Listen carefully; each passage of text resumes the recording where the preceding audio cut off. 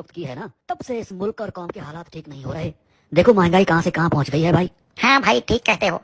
पहले कितना अमन व अमान था, एक चिड़िया तक पर नहीं मार सकती थी। ये तो अच्छा है कि बब्बर शेर शरीफ और जरदारी जियाली जिंदा हैं। इन दो खानदानों ने इस मुल्क को बचाया हुआ है भाई, वरना आज ये मुल्क कहाँ से कहाँ पहुंच चुका होता। हाँ हाँ, और क्या। देखो ना, हमारे बब्बर शेर का बाप मजदूर था। एक मजदूर के बेटों ने शबाना रोज मेहनत करके कहाँ से कहाँ पहुंच गए। चंद ही सालों में आधा लंदन खरीद लिया है भाई। इतना मेहनती और ईमानदार खानदान है, जिसे ये कैदी कहता है कि ये चोर हैं। अरे मेरे महबूब लीडर के पास भी तो कुछ नहीं था, सिनेमा के टिकट बेचता था बेचारा।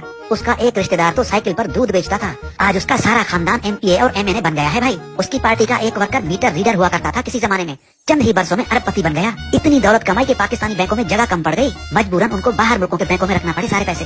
ये सारा शबाना रोज मेहनत का नतीजा है भाई। हमारे कमिश्नर देख लो, डिप्टी कमिश्नर देख लो, पुलिस के अफसरान देख लो। अरे जिनकी 60-60, 70-70 हजार तनख्वाहें हैं, उन्होंने लंदन और अमेरिका में जायदादें बना ली हैं भाई, जबकि लंदन वाले खुद इतनी प्रॉपर्टी नहीं खरीद सकते।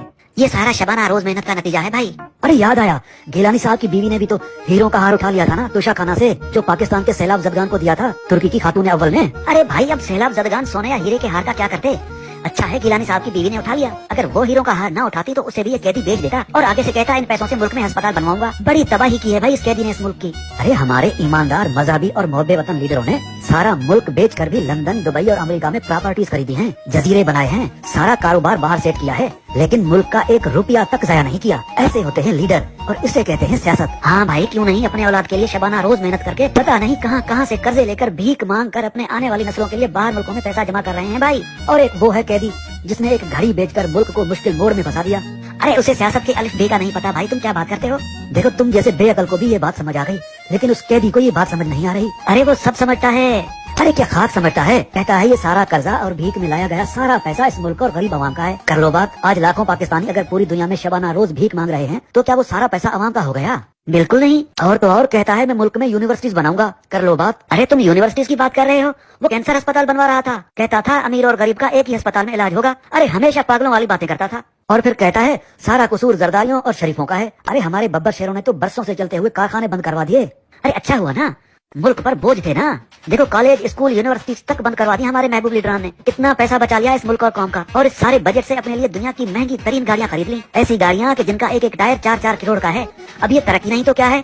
अरे बंद पड़े हुए पावर प्लांट से कैपेसिटी के नाम पर खरबों रुपए कमा लिए हमारे इन दो खानदानों ने। अब अगली बारी उनकी औलाद की है भाई। देखो हमारे महबूब लीडरान के पास कैसे कैसे जदीद तरीके हैं पैसा कमाने और पैसा जमा करने के लिए। कितनी फिक्र है इनको मुल्क और कौम की। और वो कैदी ऐसे नायाब और ज़हीन इंसानों को कहता था कि ये सब चोर हैं और इनको उल्टा लटकाऊंगा। अरे जब चोरों को उल्टा लटकाएगा तो इस कौम और मुल्क को कौन चलाएगा? अरे बाहर से कर्जे कौन लेगा? लंदन में फ्लैट कौन खरीदेगा? पागल कहीं का। यार तुम क्यों एहतजाज कर रहे हो? अरे भाई मेरे बिजली का बिल ज्यादा आ गया है, इतनी बिजली तो मैंने इस्तेमाल ही नहीं की, बस इसलिए एहतजाज कर रहा हूँ। और तुम किस लिए एहतजाज कर रहे हो भाई? यार मेरी बेटी एक मिनिस्टर के रिश्तेदार ने अगवा कर ली है, इसलिए।